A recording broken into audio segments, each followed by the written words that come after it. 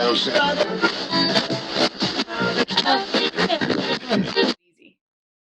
Good. All right. So I'm going to start by saying hello. So, Sawatika. Okay. Okay, so that's Sawatika. So girls say ka at the end. That's like saying ma'am or sir, but they say it based on the gender they are, not the gender of the person they're speaking to. Okay. And so boys would say Sawatika. Okay. So you say Sawati da ka or Sawati da ka? Sawatika or Sawatika. Okay. Yeah. Hello. And then another important phrase in Thai, because I don't think we mentioned that it was Thai. Oh, this is Thai. We're learning about Thailand stuff. But another important phrase is thank you. And so you say kap kun. And so since you're a girl, you would say kap kun ka. Kap kun ka. There you go. And Thai is tonal, but I'm not good with tones, so I can't tell you if you're saying the tones right or not. That's okay. Then boys would say kap kun ka. And a funny thing, just because of the cop thing, like for them, it's based on the gender they are. I got called sir a lot by Thai men because they would get it mixed up when they would try to speak English. Okay. Like, thank you, sir. It's ma'am, but that's polite, so cool. So just funny stories. So, and then their alphabet is different too. So there's a story. We'll talk more about what she's wearing in a second. But this little girl, she's wearing a Thai traditional dress. And that's what their alphabet looks like. Ooh, I think it's a lot prettier than our alphabet. I do too. I can't read anything. I can write Amy. That's what I can write. But look at your name short. Right. But she wrote in there, because it's up in the paragraph above it, even though I may become American, I still love this dress, because in the story, she's very proud of her Thai dress, but people at school make fun of her for it. Okay. So that's that. So, but the Thai dress is made up of 3 parts, and I have a little, I call her my Thai lady back here. And so there's a part that wraps around, and then a sash that goes over the shoulder. And girls with longer hair will put their hair like up in a bun, and then this thing just goes right in it so that it's just a little bit more movement when they dance. So just jewelry.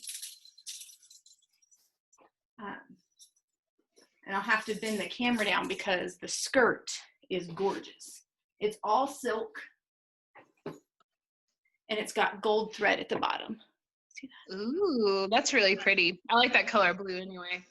Yeah, that's one of my favorite colors, green and blue. And so that one, I bought that when I lived there. Nice. I don't How long did you live there? I was there for 1 school year. That's where I did my student teaching. So very fun. Yes. So I've got lots of stuff. I have a bucket, and then all over my house is Thai stuff. So, yes. All right. Do you want to learn Thai dance? I do. I think it would be fun. Yes. Okay. So I've got some time. Huh? So I'll see if I'm any good at it, but. Well, I'm not sure I'm any good at it. I had to watch a tutorial today, so. And that's okay. We've learned it's okay that you don't have to be the best at everything. That's right. But it is fun. So this dance is really, really short. So I'm going to play some Thai music on my phone, and I'll show you, and then I'll explain it, and we can okay. Okay.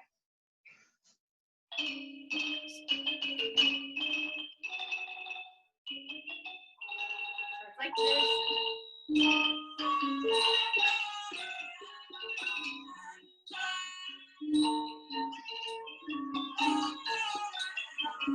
Okay. Then there's doing this movement. My living room's not big enough to do all of this, and you finish with a Y. So, oh. I need to pause it. There we go. Wrong button. So the hand movements are the hardest part because in American dance, like we usually use like flowy lines, and so like real graceful hand movements look kind of like this. But in Thai, it's all about extending your fingers. They even have They put cones. They're like this long at the end of their fingers, just so that it's a longer arc. So yeah, your hands together and then just kind of like this. So when your hand is in front of you up top, so you start with your right hand up top. Yeah. You put your thumb across, and so it's kind of arched as much as possible. And then your bottom hand, there we go. You have to put your thumb and your finger together here, and the rest kind of spread back. Almost like a sign language F, but not quite. So my hands are like this. Wait, like this. So you take it all the way back. So you take a step and then kind of squat down, and take another step and kind of squat down, and then switch your hands.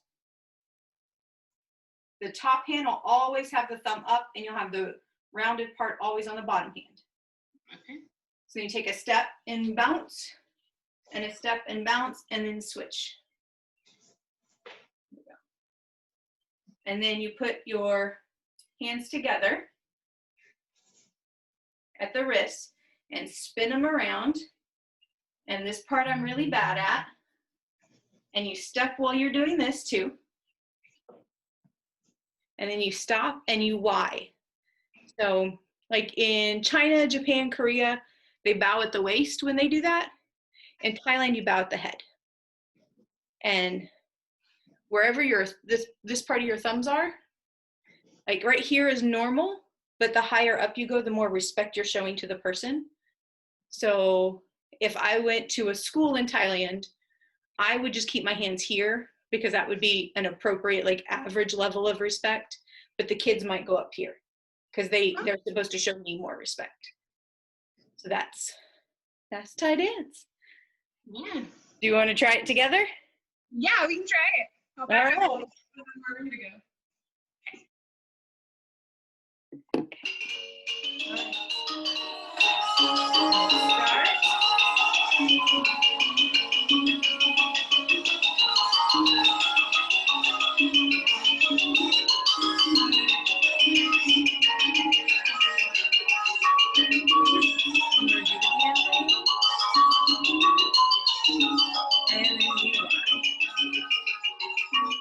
Awesome. And something I forgot to point out, we were talking about the hands. In Thai culture, your feet should never point towards people because it's disrespectful. And so they're flexed. When you step, your feet are, so don't point your toes because that's disrespectful.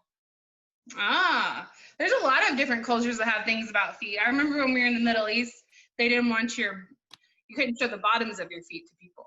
It's in Thailand too. Yeah. Because that's your dirtiest part of your body. Mm-hmm. So even on their money, the king's face is on it. And if your coins or your dollars are rolling away, you can't step on them to stop them because your foot is being put on the king's head. Oh, yeah, that wouldn't look super disrespectful. Yeah. Those are kind of neat to learn, like how different people honor different things. Sometimes we're like, man, in America, we need a little more culture with some of those things. Yeah, like you couldn't even step over somebody because your feet would go over a person. So the students sit on the floor and I need to walk around them. I just step over a kid. Yeah, just like, okay. I'll move, I'm coming. So. Very cool. All right, so what we want them to do for their assignment today, right, is we want them to try Thai dance. Okay. So very cool. Find a music clip on YouTube.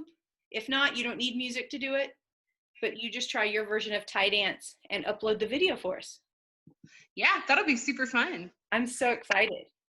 Pictures, videos, may even put them all together and make one big video for us. So then all the kids could see it. That'd be fun. Yeah, wouldn't that be cool? We could put it on our classroom page. Yeah, I might see if I can get, when my daughter gets home, I might see if we can, I mean, she's almost 2, but maybe we can get her to do some of the little. That might be fun. I think that'd be great. Get your families involved. Teach mom and dad how to do it. I think that'd be great. Yeah. So, very cool. All right. We'll see you guys next time.